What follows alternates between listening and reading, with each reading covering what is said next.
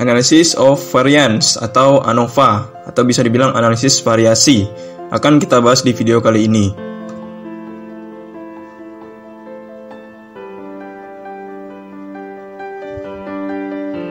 Baik, seperti biasa silahkan subscribe bagi yang belum, nantikan video-video selanjutnya yang bahas tentang materi-materi selanjutnya. One-way ANOVA digunakan untuk menguji rata-rata atau pengaruh perlakuan dari suatu percobaan yang menggunakan satu faktor, yang mana satu faktor tersebut memiliki 3 atau lebih kelompok. Sehingga di sini maksudnya adalah satu fenomena itu dia memiliki 3 karakteristik atau 3 kelompok. Ya, jadi itu maksudnya ya, 3 karakteristik dalam satu fenomena atau dalam satu hal yang diteliti. Disebut satu arah karena peneliti hanya mengelompokkan data berdasarkan satu kriteria saja. Misalnya untuk mengetahui apakah ada perbedaan yang nyata antara rata-rata hitung 3 kelompok data. Nah, ini asumsi pengujian ANOVA. Jadi dia itu interval atau rasio. Populasi atau sampel yang diuji lebih dari 2, kemudian populasi yang akan diuji berdistribusi normal. Varian setiap populasi atau sampel harus sama jika jumlah sampel sama. Jadi U1, U2, U3 sampai yang seterusnya. Tidak ada perbedaan. Berarti kalau misalnya yang alternatif itu adalah tidak sama atau dia itu ada perbedaan.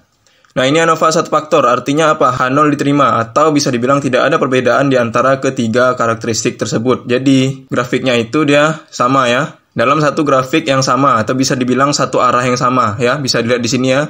Warna garis ada yang kuning, biru dan ungu. Dia memang garisnya berbeda atau karakteristiknya beda atau bisa dibilang datanya beda, tapi dia itu arahnya sama. Nah, seperti ini. Jadi dia itu tidak ada yang ke kanan, tidak ada yang ke kiri, dia sama. Ini kalau misalnya H0. Nah, kalau misalnya H alternatif, dia bisa jadi kedua-duanya itu sebelah kiri, satunya sebelah kanan, atau bisa jadi dia itu ketiga-tiganya tidak ada persamaan sama sekali.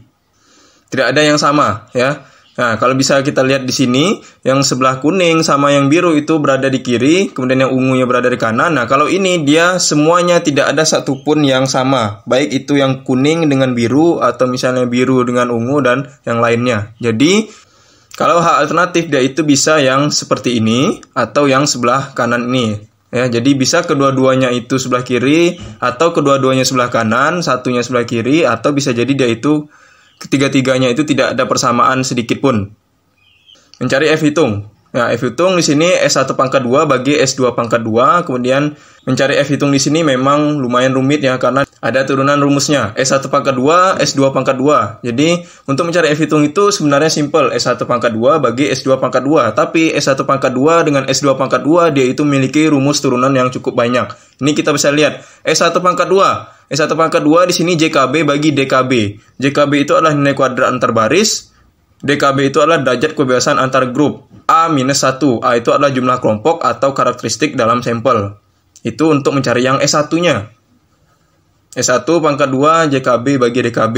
Nah, untuk mencari JKB itu rumusnya seperti ini. X1 pangkat 2 sigma bagi N1, X2 pangkat 2 bagi N2, Xn bagi NN pangkat 2. Dan seterusnya. Ini untuk mencari yang JKB. Kalau DKB dia sederhana, jumlah karakteristik atau jumlah kelompok kurang 1. Tapi mencari yang JKB itu ya lumayan banyak ya.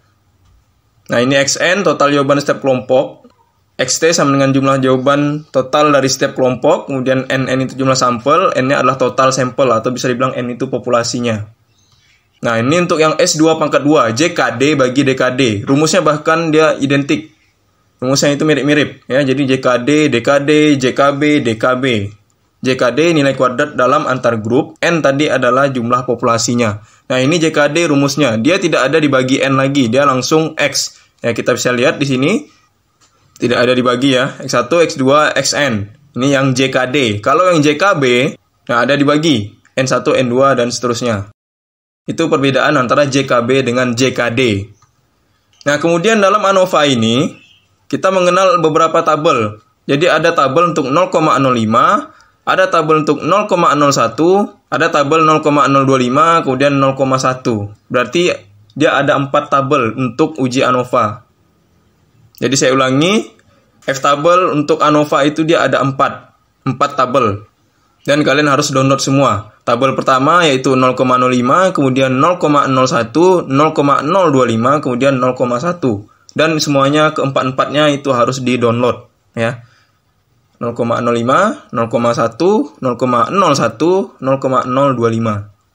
Nah, ini contoh soalnya. Seorang mahasiswa ingin melakukan penelitian untuk mengetahui apakah ada perbedaan nilai rata-rata kinerja dari 3 merek HP. Subjek penelitian adalah mahasiswa di beberapa universitas yang menggunakan telepon seluler merek Asus, Xiaomi, dan Samsung.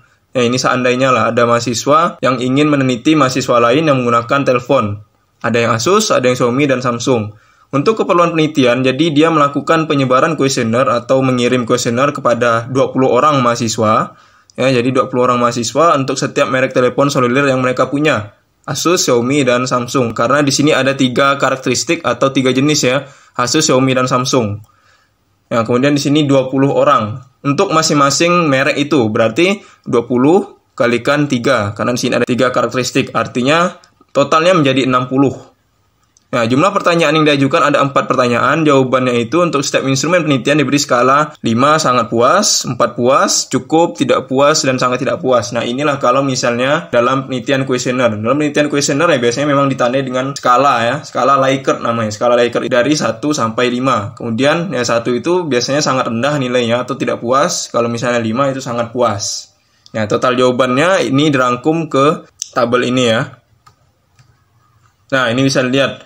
Jadi ada 18, 16, 18. Nah, 16, 18, dan seterusnya ini dapat dari mana? Tadi kita sudah tahu bahwa ada 4 pertanyaan, kemudian yaitu jawabannya 5 sampai 1 kan yang paling rendah. Berarti 4 kalikan 5 itu paling tinggi nilainya adalah 20. Jadi di sini 20 maksimalnya.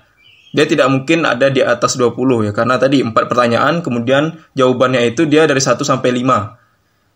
Di sini totalnya ya mungkin ada yang 4, ada yang 5, ada yang 1, ada yang 3 kan. Artinya kalau misalnya keempat pertanyaan itu ditotalkan akan menjadi bernilai 18. Itu untuk yang responden yang pertama. Kemudian masih menggunakan responden yang pertama yaitu Xiaomi ada 16. Nah, ini juga bisa jadi ya, dia mencoba HP Xiaomi kemudian memberikan penilaian kayaknya 16. Mungkin ada yang 5, ada yang 4, ada yang 3. Dari 4 pertanyaan itu dia totalnya adalah 16. Kemudian kalau yang Samsung ya 18. Begitu juga dengan responden yang lainnya. Artinya dia itu ada 20 orang tapi disuruh menggunakan atau disuruh mengetes mencoba 3 HP atau 3 merek HP. Ya, jadi dia itu 20 orang disuruh coba memberikan penilaian terhadap 3 merek HP yang terkenal itu. Gunakan uji one way ANOVA untuk mengetahui apakah ada perbedaan nilai rata-rata performance antara telepon seluler Asus, Xiaomi, dan Samsung dengan taraf signifikan 0,01% atau bisa dibilang 1% di sini ya. Nah, hipotesisnya tadi seperti yang sudah dijelaskan di awal, dia tidak ada uji kanan atau uji kiri, dia tetap uji 2 arah. Jadi dia antara tidak ada perbedaan dan ada perbedaan. Atau bisa dibilang ya ada kesamaan kemudian tidak sama. Nah, kalau misalnya hipotesis 0, berarti dia tidak ada perbedaan antara kinerja merek satu dengan merek yang lainnya. Kalau misalnya yang alternatif, itu berarti dia ada perbedaan di antara merek satu dengan merek lainnya, atau ketiga merek HP itu. Oke, itu rumusan hipotesisnya.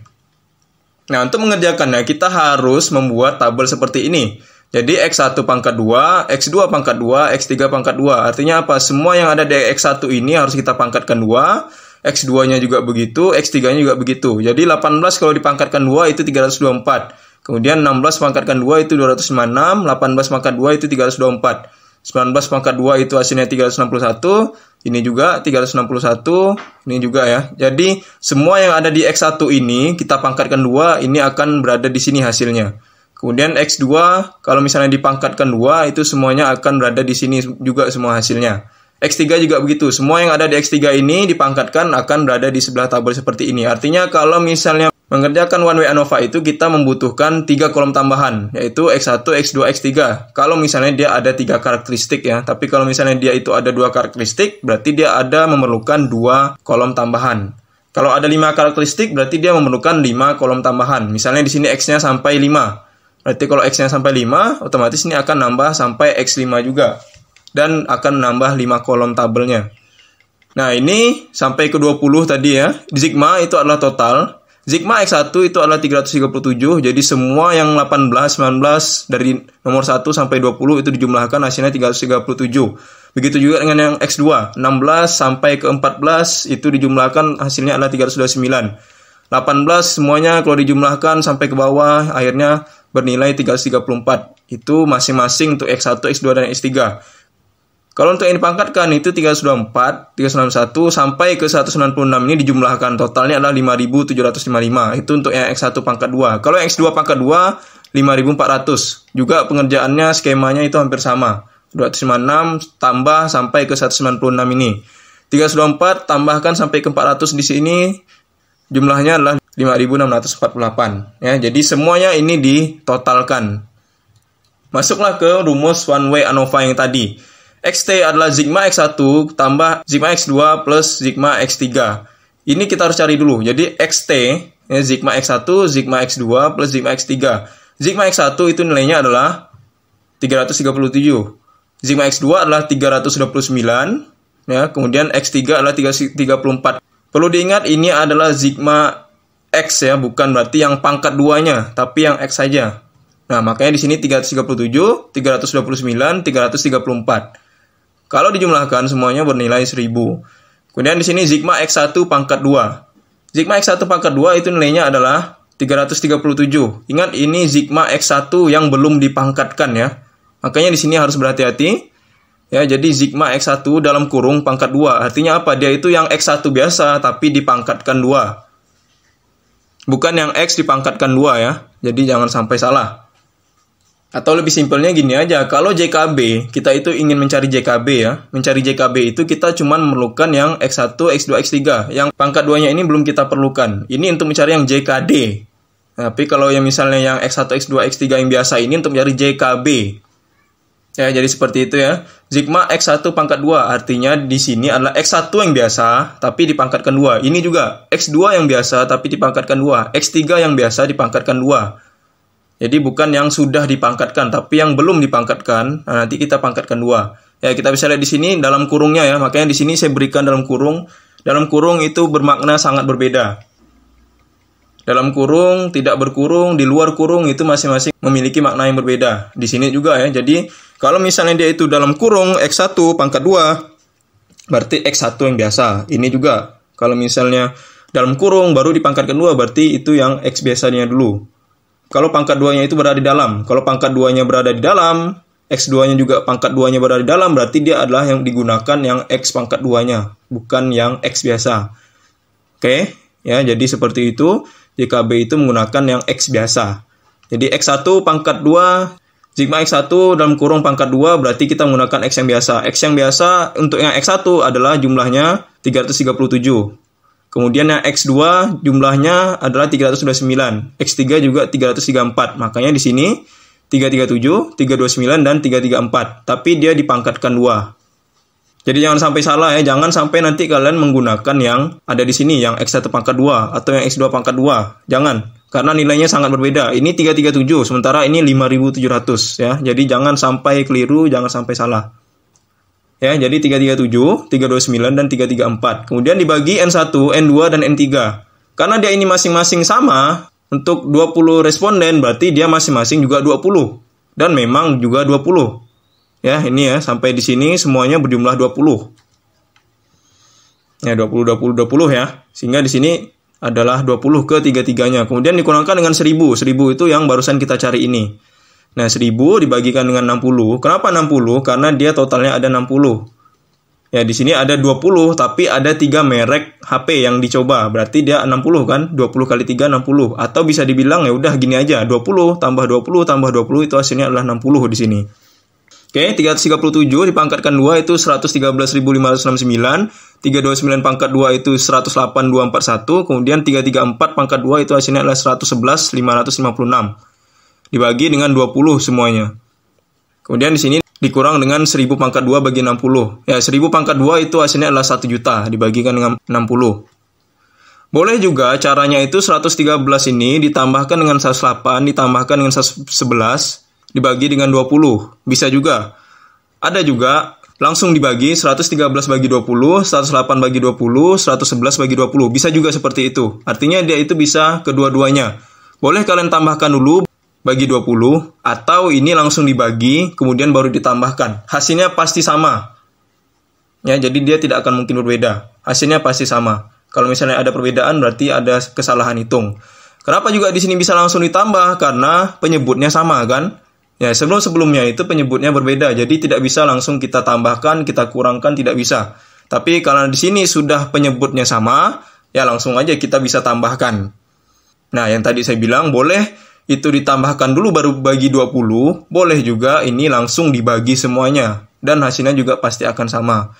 Nah, kalau yang saya praktekkan di sini langsung dibagi 20 aja. Ya, 113 bagi 20, 5.678,45, 108.241 bagi 20, 5.412,05, 111.556 dibagi 20 hasilnya adalah 5.577,8.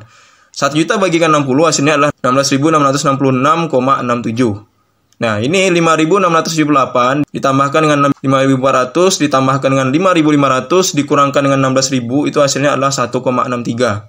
Ini boleh dibolak-balik ya, tidak masalah karena ini tambah dan kurang. Kalau dikali itu baru tidak bisa. Kali atau bagi tidak bisa. Tapi kalau ini tambah dan kurang boleh-boleh saja dibolak-balik ya, karena hasilnya pasti akan sama. Boleh misalnya 16.000 ini minus ditambahkan dengan 5.000, kemudian ditambahkan dengan 5.400, kemudian ditambahkan 5.678. Bisa juga seperti itu. Atau di sini kurungnya dihapus kalau misalnya kalian bingung, ya tidak masalah. Karena di sini ya sudah bertambah dan kurang. Kalau tambah kurang itu dibolak-balik tidak masalah. Semuanya ini ditambahkan kemudian dikurangkan dengan 16.000. Hasilnya 1,63. Itu baru kita dapatkan JKB. Ingat, untuk mencari S1 pangkat 2 itu JKB dan DKB. DKB itu rumusnya cukup gampang ya. Jumlah merek atau jumlah karakteristik atau jumlah ciri khas yang diteliti dikurangkan dengan 1. Nah, tadi ada berapa merek? Jumlah mereknya itu ada 3 kan? Samsung, Asus, sama Xiaomi kan? Ada 3. 3 kurangkan dengan 1. Berarti dia langsung aja kan? 2. Kenapa dikurangkan 1? Ini memang rumusnya. Jadi minus 1 itu dapat dari mana? Jangan bingung, itu memang rumusnya. Cuman yang di sini yang kita harus cari tahu adalah 3. 3 itu adalah jumlah mereknya atau jumlah karakteristiknya. Jadi 3 kurangkan 1 hasilnya adalah 2. Kemudian rumus S1 pangkat 2 itu adalah JKB bagi DKB kan? JKB yang barusan kita cari itu nilainya adalah yang ini kan? 1,63. 1,63 dibagi 2 hasilnya adalah 0,81. Itu kita baru mendapatkan yang atas atau yang S1 pangkat 2-nya. Oke, S1 pangkat 2-nya sudah selesai. Kemudian yang kita harus cari adalah S2 pangkat 2-nya. Nah, seperti ini. S2 pangkat 2 itu harus mencari JKD dan DKD. JKD itu rumusnya adalah sigma X1 pangkat 2 plus sigma X2 pangkat 2 plus sigma XN pangkat 2 dikurangkan dengan X1 per N1 plus X2 per N2, X3 per N3.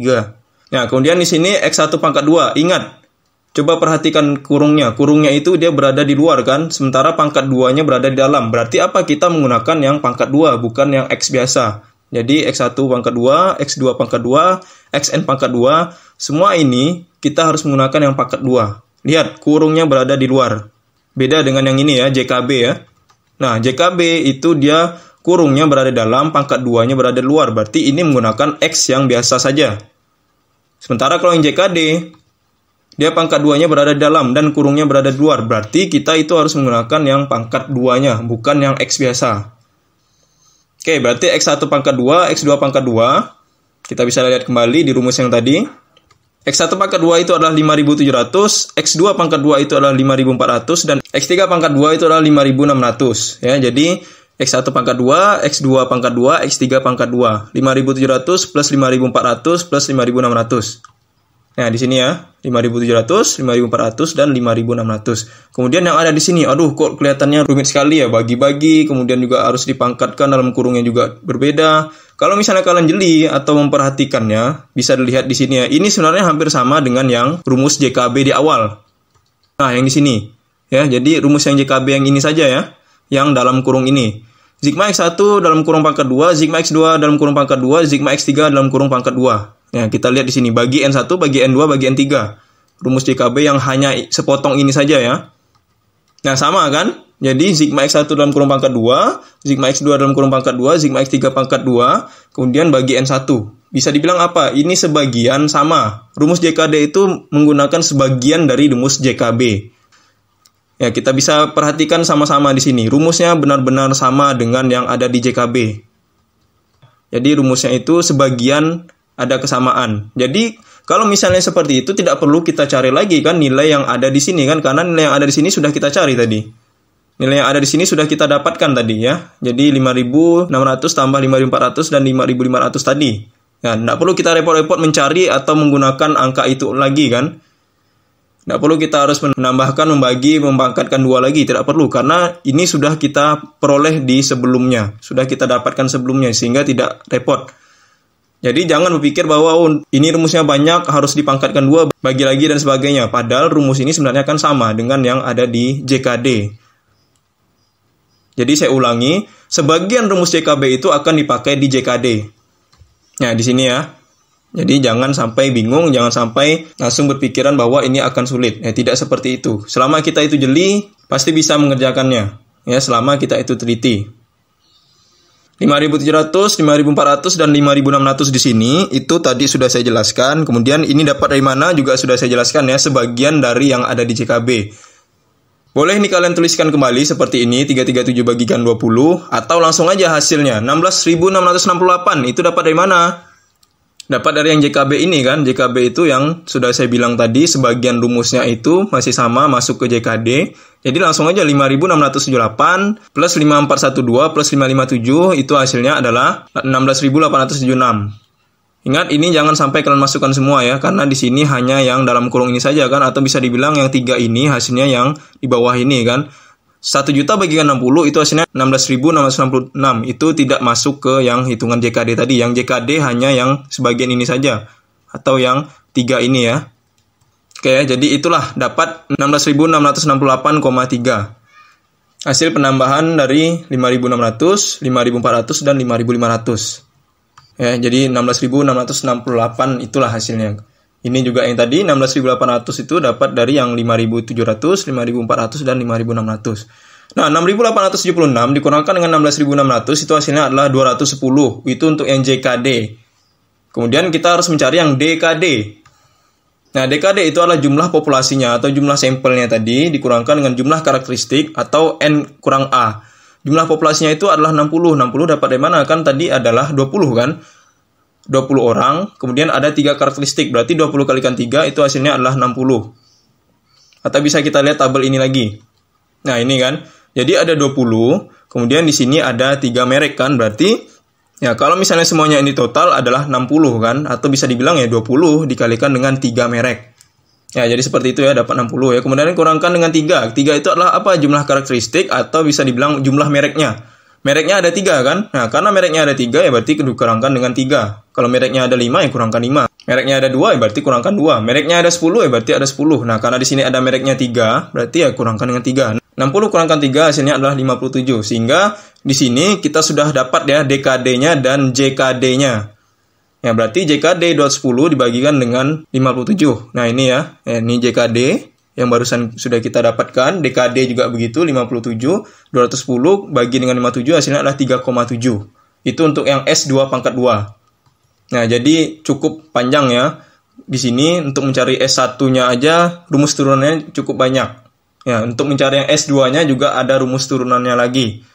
Untuk mencari S1 diperlukan JKB, untuk mencari S2 diperlukan JKD dan DKD. Ya, jadi seperti itu ya. Untuk mencari S1 diperlukan JKB dan DKB. Untuk mencari S2, JKD dan DKD. Bedanya hanya sedikit ya, B dan D saja. Tapi itu harus hati-hati karena rumusnya sangat berbeda. Jangan sampai salah ya. Nah, ini F hitungnya ya. Jadi S1 tadi kita sudah dapatkan S1 pangkat 2 itu nilainya adalah, nah ini ya 0,81. Kemudian yang S2-nya adalah 3,7. Ya, sehingga 0,81 bagi 3,7 hasilnya adalah 0,21. Itu untuk mencari yang F hitungnya. Baru yang F hitungnya ya. Kemudian mencari yang F tabel. F tabel itu kita harus melihat DKB dan DKD tadi. DKB nilainya adalah 2. Kemudian yang DKD adalah 57. Makanya saya tulis di sini DKB-nya 2, DKD-nya 57.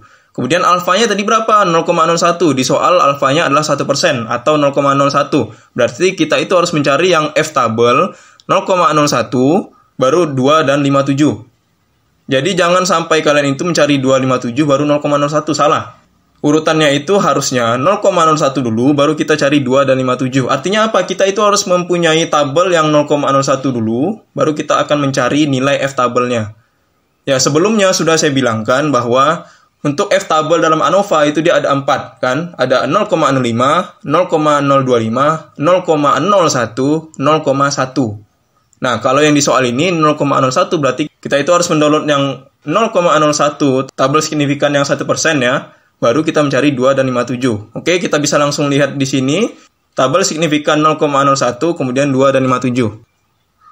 Nah, ini tabel F untuk yang 0,01 ya. Jadi memang dia ada 4 tabel dan beda-beda. Jadi jangan sampai salah, jangan sampai disamakan. Boleh nanti silakan aja dicari atau di-download ya, tabel F untuk yang 0,01. Nah, ini tabelnya. Kemudian kita bisa lihat di sini, DF untuk N1, DF untuk N2. Artinya apa? Kita itu harus membaca yang atas dulu, baru yang sebelah kiri. Terbalik. Kalau untuk tabel Z, itu mencari yang dalam dulu, baru yang kiri dan atas kan. Kalau untuk yang tabel T, kita itu harus mencari kiri, atas, baru dalamnya. Kemudian tabel yang Chi-square juga begitu. Tabel yang Chi-square itu kita harus mencari dulu, dia itu apakah sampel lebih dari 100 atau kurang dari 100 kan. Kalau misalnya lebih dari 100 itu harus menggunakan tabel Z. Nah itu kan, kalau misalnya tabel Chi-square dia bisa kedua-duanya. Tapi kalau misalnya tabel F untuk yang ANOVA, dia itu harus cari yang atas dulu, baru yang sebelah kiri, baru yang sebelah dalam. Oke, tadi kita sudah lihat di sini, DKB itu adalah 2, dan DKD-nya adalah 57. Alfa 0,01, ingat ya, ini yang terlebih dahulu harus kita cari, baru kita cari yang 2 dan 57. Nah, berarti 2 dan 57, urutannya harus DKB dulu, baru yang DKD. Jangan sampai terbalik, jangan sampai yang DKD, baru yang DKB. Urutannya adalah DKB dulu, baru yang DKD. Oke, di sini DKB-nya adalah 2, DKD-nya adalah 57. Berarti kita itu harus mencari 2 dan 57. Yang B dulu, baru yang D. Boleh kalau misalnya tulisannya dibolak-balik tidak masalah. Misalnya di sini DKD dulu baru yang DKB, tapi ingat yang harus kita tetap pakai itu adalah yang DKB-nya dahulu, baru yang DKD-nya. Oke, DKB itu 2, DKD-nya adalah 57. Berarti langsung aja kita cari yang atasnya itu B, yang 2, ini ya. Nah, ini yang DKB, kemudian yang DKD-nya 57. Nah, sebelah sini ya. Jadi 2 dan 57. Nilainya adalah 5. Nah, di sini sudah saya tuliskan ya, nilainya adalah 5. Karena memang untuk F tabel yang 0,01 itu DKB-nya 2, DKD-nya 57. Jadi 2 DKB-nya dulu, baru yang DKD. Tadi berulang kali saya bilang atasnya dulu, baru yang sebelah kiri. Ya, atasnya itu adalah DKB, kirinya adalah DKD. Jadi DKB-nya adalah 2 ini, DKD-nya adalah 57 ini. Berarti nilainya adalah 5. Nah, ini adalah F tabel. Ya, jadi 5 itu adalah nilai F tabel. Sementara nilai F hitungnya adalah 0,21. Nah, kalau misalnya kita itu gambarkan ke grafik, berarti dia akan menjadi seperti ini kan. 5 itu sebelah kanan, ya, 0. Grafiknya itu mirip dengan Chi-square. Jadi Chi-square itu kan dia langsung titik. Paling rendahnya adalah 0, dia tidak ada yang negatif ya. Jadi kalau misalnya menggambar kurva atau grafiknya itu dia langsung ke titik 0 paling rendah, kemudian ujinya hanya sebelah kanan aja. Ya. Nah, nilai F tabel itu tadi adalah 5, berarti kita itu harus membuat garis atau titik untuk 5. Nah, di sini ya. Nah, ini 5, kemudian nilai F hitungnya adalah 0,22. 0,22 itu kan berada di sebelah kiri kan. Dia mendekati titik 0 ya. Jadi 0,21 atau 0,22 boleh lah ya. Ya mungkin ini 21 sekian tapi dibulatkan jadi 22 boleh aja. Karena juga tidak terlalu jauh beda kan. Lain kalau misalnya dari 21 tiba-tiba menjadi 0,5. Nah itu terlalu jauh kan. Oke, ini 21, 22 ya tidak masalah lah. Mungkin perbedaannya hanya sedikit aja. Tapi intinya adalah begini. Kalau misalnya F tabel itu adalah 5, kemudian yang F hitungnya itu adalah 0,022, berarti kan 0,22 itu kan berada di sebelah kiri kan, bukan berada di sebelah kanan. Kalau kanan ini kan makin besar ya, 5, 6, 7, 8 ya. Tapi ini adalah makin kiri itu makin kecil. Nilai F hitung tadi 0,22, berarti dia berada di sebelah yang kiri atau sebelah yang tidak berarsir. Yang 5 itu adalah daerah berarsir. Ingat, tabel itu adalah daerah yang diarsir ya. Jadi kalau misalnya yang di sini sebelah kanan aja ya, atau lebih gampangnya gini aja, ANOVA itu pasti sebelah kanan. Sebelah kanan yang diarsir. Cuman titiknya titik berapa ya? Titik yang F tabel. F tabelnya di sini 5 ya, berarti 5 itulah yang diarsir. Berarti yang 0,22 itu dia tidak diarsir. Otomatis kalau misalnya tidak diarsir, H0 diterima. Atau tidak ada perbedaan yang signifikan atau tidak ada perbedaan yang berarti di antara ketiga merek HP tersebut. Ingat, daerah yang tidak berarsir itu adalah yang H0 diterima. Nah, jadi seperti itu ya. F tabelnya itu adalah 5, kemudian yang F hitungnya itu adalah 0,22. 0,22 itu berada di daerah yang tidak berarsir, berarti H0 diterima, atau tidak ada perbedaan. Nah, kembali lagi ke hipotesis awal. Ya, jadi tidak ada perbedaan yang signifikan di antara kinerja ketiga merek HP tersebut. Atau yang seperti ini ya, bisa juga tidak ada perbedaan yang signifikan di antara nilai rata-rata kinerja telepon seluler merek Asus, Xiaomi, dan Samsung. Oke, ini saya uraikan kembali ya, bagaimana kita mencari F hitung untuk ANOVA. S1 pangkat 2 dan S2 pangkat 2 ya. F hitung itu adalah S1 pangkat 2 dibagi S2 pangkat 2. Nah, S1 pangkat 2 dengan S2 pangkat 2 itu dia diturunkan lagi menjadi S1 pangkat 2 itu JKB bagi DKB, kemudian yang S2 pangkat 2 itu JKD bagi DKD. JKB ini rumusnya, jabarannya ya, sigma X1 dan seterusnya. Kemudian dibagi dengan N1, kemudian di bawahnya lagi DKB. DKB itu adalah jumlah karakteristik dikurangkan dengan 1. Itu untuk yang S1 pangkat 2. Kemudian yang S2 pangkat 2 itu adalah JKD dibagi dengan DKD. JKD itu rumusnya seperti ini ya. X1 pangkat 2 dan seterusnya. Kemudian dibagi dengan jumlah populasi dikurangi jumlah karakteristik. Ya, jadi bisa dibilang apa? Memang cukup banyak rumus turunannya ya. Karena untuk yang F hitung sebenarnya rumusnya sederhana. S1 dan S2 saja. Tapi untuk mencari S1 itu kita memerlukan data JKB. Kita memerlukan data DKB. JKB seperti ini. X1 pangkat 2, X2 pangkat 2, N, XT, dan seterusnya. Itu untuk yang JKB. DKB ya mudah. Sederhana rumusnya. Jumlah karakteristik kurang 1 kan. Untuk yang S1 saja. Kemudian yang S2 itu JKD. JKD itu rumusnya yang seperti ini kan.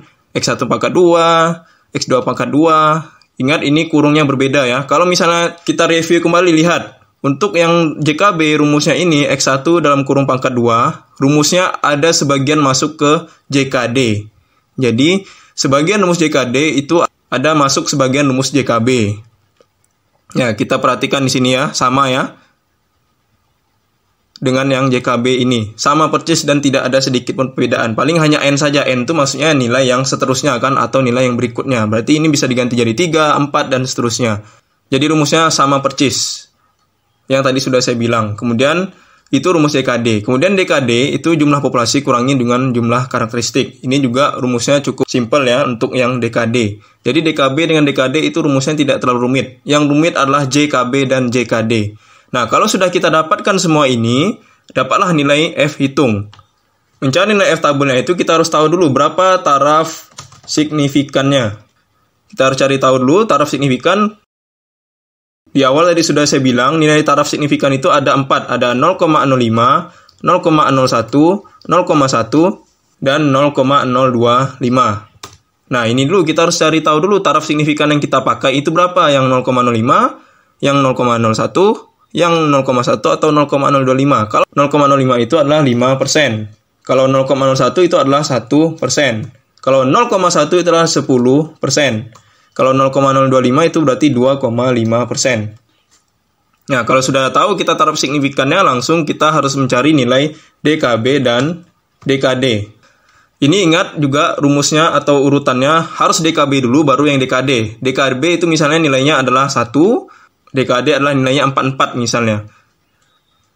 Berarti kita itu harus mencari yang sebelah atasnya itu 1, baru yang 44 di sebelah kirinya. Nah, seperti ini. Ini untuk mencari yang F tabel. Ya, jadi yang atas dulu, atas itu adalah DKB, yang kirinya adalah DKD. Nah, berapa nilainya? Kemudian buat grafiknya, lengkungannya pasti akan ke kanan.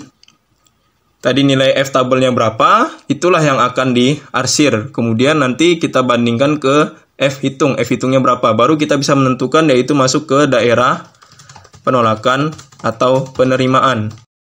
Ingat, daerah penolakan H0 itu adalah yang diarsir, tapi kalau daerah penerimaan H0 itu adalah yang tidak diarsir. Oke, itu resumenya ya. Semoga ini bisa membuat kalian lebih paham. Bagaimana cara lebih lengkapnya sudah saya jelaskan di awal-awal ya tadi ya. Bagaimana cara mencari lebih detailnya itu seperti apa. Di sini saya hanya meresum kembali atau mereview kembali atau meringkas bagaimana cara lebih mudah untuk menentukan F hitung di menguji ANOVA ini ya. Baik, semoga bisa dipahami lah ya apa yang sudah saya sampaikan. Semoga ini bisa menggambarkan materi yang sudah dijelaskan ini. Sampai jumpa di video-video selanjutnya.